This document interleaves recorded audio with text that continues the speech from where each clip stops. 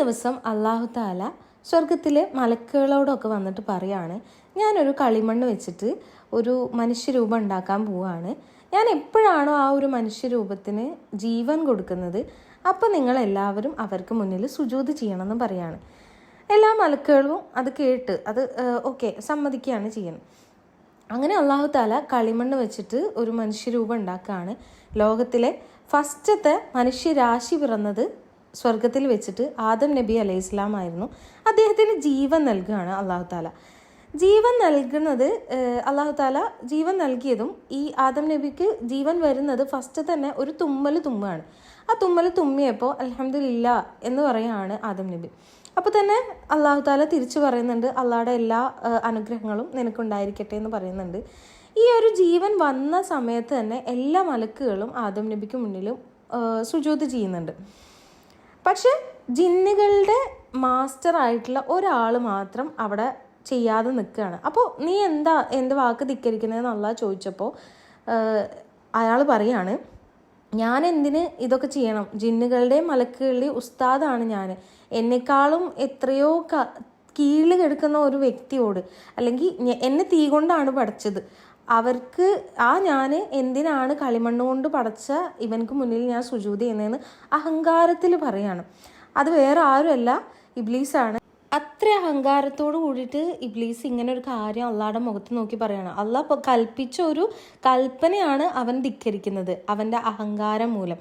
അതോട് കൂടിയിട്ട് തന്നെ അള്ളാഹ് ഇബ്ലീസിനോട് പറയാണ്, നിനക്ക് സ്വർഗത്തിലുള്ള ആ ഒരു സ്ഥാനം നിനക്ക് ഒഴിഞ്ഞു പോവാണ്, നീ ഇപ്പം തന്നെ പുറത്തേക്ക് പോകണം എന്ന് പറഞ്ഞിട്ട് ഇബ്ലീസിനെ സ്വർഗത്തിൽ നിന്ന് പുറത്താക്കാണ്. അപ്പോൾ തന്നെ ഇബ്ലീസ് പറയുന്നുണ്ട്, എന്നെ നീ പുറത്താക്കിക്കോ, പക്ഷെ ലോകം അവസാനിക്കുന്നത് വരെ, അൺടിൽ ദ റിസറക്ഷൻ ടൈം എന്നാണ് പറയണത്, ലോകാവസാനം അല്ലെങ്കിൽ ആഖിറം വരുന്ന വരെ ഞാൻ ഈ മനുഷ്യരാശി, ഇപ്പോൾ ആദം നബി അലൈഹി സ്വലാം ജനിച്ചില്ലേ, ഇനി എന്തായാലും കണ്ടിന്യൂസ് ആയിട്ട് മനുഷ്യരാശി ഉണ്ടാവും. ഈ ഒരു മനുഷ്യരാശിയെ ഫുള്ള് ഞാൻ എൻ്റെ വലയത്തിൽ വീഴ്ത്താൻ വേണ്ടി ശ്രമിക്കും എന്ന് പറയാണ്.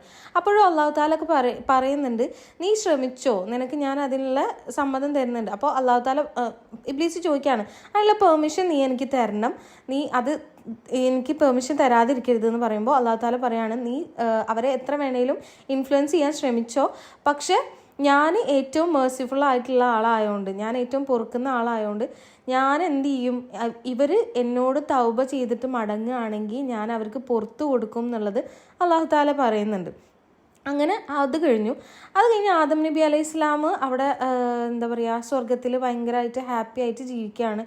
എല്ലാ വക സുഖ സൗകര്യങ്ങളും സ്വർഗത്തിലുണ്ടായിരുന്നു.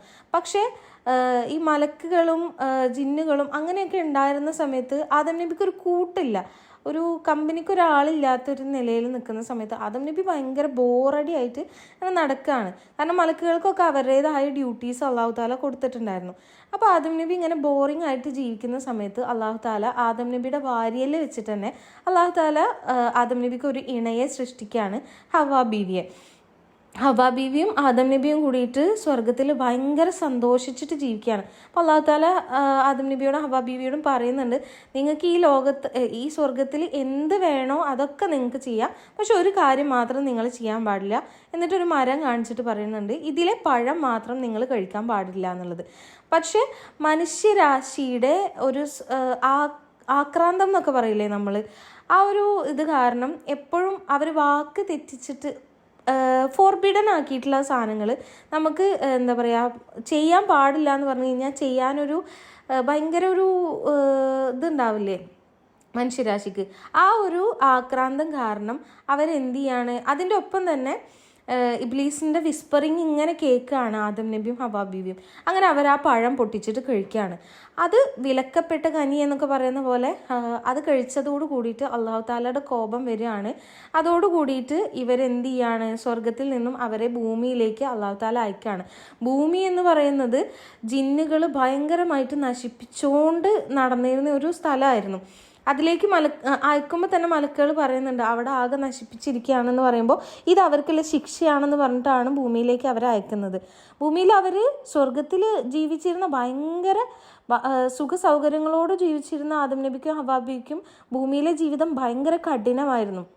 അവർക്ക് ഭക്ഷണത്തിന് വേണ്ടിയിട്ടും അവരുടെ ആവശ്യങ്ങൾക്ക് വേണ്ടിയിട്ടും സ്വന്തമായിട്ട് ജോലി ചെയ്യുകയും ഒക്കെ ചെയ്യേണ്ട അവസ്ഥ വരികയാണ്. അപ്പോൾ ആദം നബി ഒരുപാട് ജോലിയൊക്കെ ചെയ്തിട്ട് ഭാര്യയ്ക്കുള്ള മീൻസ് ഹവ്വ ബീവിക്കുള്ള സാധനങ്ങളൊക്കെ എത്തിക്കുകയും അങ്ങനെയൊക്കെ ചെയ്യുകയാണ്. അങ്ങനെ അതിനിടയിലാണ് ഇവർക്ക് കുട്ടികൾ ഉണ്ടാവുന്നത്. അപ്പോൾ ഈ മനുഷ്യരാശി ഫുള്ള് എന്താ പറയുക, പിന്നെ ആദം നബിയുടെ ബാക്കിയുള്ള ഡിസെൻഡൻസ് ആണ് നമ്മളെല്ലാവരും എന്ന് പറയുന്നുണ്ട്. അപ്പോൾ ആദ്യം ആദം നബിക്ക് ഉണ്ടാവുന്നത് 2 ഇരട്ട കുട്ടികളായിട്ടാണ് ഉണ്ടാവുന്നത്. ഹാബീലും അവൻ്റെ ട്വിൻ സിസ്റ്ററും. ഹാബീലിന് ഒരു ഇരട്ട പെങ്ങളും അതേപോലെ കാബീലും അവരുടെ ട്വിൻ സിസ്റ്ററും. ഇങ്ങനെ 4 പേരായിട്ട് 2 ഇരട്ട കുട്ടികൾ വീതമാണ് ആദ്യം ഉണ്ടാവുന്നത്. അവർ ഈ ലോകത്ത് ഫുള്ള് നന്നായിട്ട് കൃഷിയും കാര്യങ്ങളൊക്കെ ചെയ്തു. അപ്പോൾ ഹാബീൽ എന്ന് പറയുന്നത് ഭയങ്കരമായിട്ട് ആടുകളെയൊക്കെ മേയ്ക്കാനും കാര്യങ്ങൾക്കൊക്കെ നടന്നിരുന്നതും, കാബീൽ എന്ന് പറയുന്നത് ഹാർവെസ്റ്റിങ്ങിന് ഒരുപാട് നെൽകൃഷികളും കാര്യങ്ങളും അങ്ങനെയുള്ള കാര്യങ്ങളൊക്കെ ചെയ്തിരുന്ന ആൾക്കാരാണ്. അങ്ങനെ ഇനി നമുക്ക് ഇനിയും ഇത് വേണമല്ലോ, കുട്ടികൾ വേണമല്ലോ. അപ്പോൾ അതിന് വേണ്ടിയിട്ട് ഇവരെ കല്യാണം കഴിപ്പിക്കാൻ വേണ്ടിയിട്ട് അള്ളാഹു താല പറയാണ് ആദം നബിയോട്. അപ്പോൾ അള്ളാഹു താല പറയുന്നത് എന്താണെന്ന് വെച്ച് കഴിഞ്ഞാൽ ഹാബീലിനോട് കാബീലിൻ്റെ പെങ്ങളെയും കാബീലിനോട് ഹാബീലിൻ്റെ പെങ്ങളെയും കൂടിയിട്ട് കല്യാണം കഴിക്കാൻ വേണ്ടിയിട്ട് പറയുന്നു. അപ്പോൾ ഈ ഹാബീലിൻ്റെയും കാബീലിൻ്റെയും കൂടിയിട്ടുള്ള ഒരു സ്വഭാവത്തിനെ കുറിച്ചിട്ട് പറയുകയാണെങ്കിൽ, ഹാബീൽ എന്ന് പറയുന്നത് അള്ളാഹുടെ എല്ലാ കൽപ്പനകളും സ്വീകരിക്കാൻ റെഡി ആയിട്ടുള്ള ഒരു സൽസ്വഭാവിയായിട്ടുള്ള ഉപ്പാനൊക്കെ അനുസരിക്കുന്ന ഒരു മകനും, കാബീൽ എന്ന് പറയുന്നത് ധിക്കാരി ആയിട്ടുള്ള ഒരു മകനുമാണ്. അപ്പോൾ ഇങ്ങനെ ഒരു മാരേജ് പ്രപ്പോസൽ അല്ലെങ്കിൽ അങ്ങനെ ഒരു സംഭവം അള്ളാഹു താല പറഞ്ഞിട്ടുണ്ട്, അള്ളാഹു താലയുടെ കൽപ്പന വന്നിട്ടുണ്ട് എന്ന് ആദം നബി പറയുമ്പോൾ ഹാബീൽ ഒരു മടിയും കൂടാതെ സമ്മതിക്കുകയാണ്. പക്ഷെ കാബീൽ എന്ത് ചെയ്യുന്നില്ല, സമ്മതിക്കുന്നില്ല. എനിക്ക് ആ കല്യാണം ശരിയാവില്ല, എനിക്ക് പറ്റില്ല, എനിക്ക് കല്യാണം കഴിക്കണ്ട എന്നുള്ള ഒരു ലെവലിൽ സംസാരിക്കുകയാണ്. ഇത് കേട്ടിട്ട് ആദം നബി ഭയങ്കരമായിട്ട് വിഷമിച്ചിട്ട് അള്ളാഹിനോട് പറയുകയാണ്, ഇവരിങ്ങനെ പറയുകയാണ്, ഞാൻ എന്താ ചെയ്യുക എന്നുള്ളത് പറയുമ്പോൾ അള്ളാഹു താല തന്നെയാണ് പറയുന്നത് അവരോട് എനിക്ക് എന്തേലും ഫേവർ ചെയ്യാൻ പറയുക. അപ്പോൾ ഹാബീൽ എന്ത് ചെയ്യുന്നുണ്ട്, അവൻ്റെ ഏറ്റവും നല്ല ഇത് തരുന്ന ഈൽഡ് തരുന്ന ആടിനെ തന്നെ കൊടുക്കാമെന്ന് പറയാണ്. പക്ഷെ കാബീലാണെങ്കിൽ അവൻ്റെ ഏറ്റവും വേസ്റ്റായിട്ട് ഹാർവെസ്റ്റ് തരുന്ന നിലം കൊടുക്കാമെന്ന് പറയാണ്.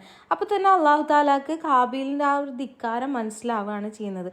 അതിനിടയിൽ ഹാബീലും കാബീലും കൂടിയിട്ട് ഭയങ്കരമായിട്ട് തല്ലുകൂടാണ്. കാരണം ഹാബീൽ പറയുകയാണ്, നീ ഒരിക്കലും അനുസരിക്കാതിരിക്കരുതെന്ന് കാബീലിനോട് പറയുമ്പോൾ കാബീൽ ദേഷ്യം പിടിച്ചിട്ട് നിന്നെ ഞാൻ അടിക്കും കൊല്ലും എന്നൊക്കെ പറയാണ്.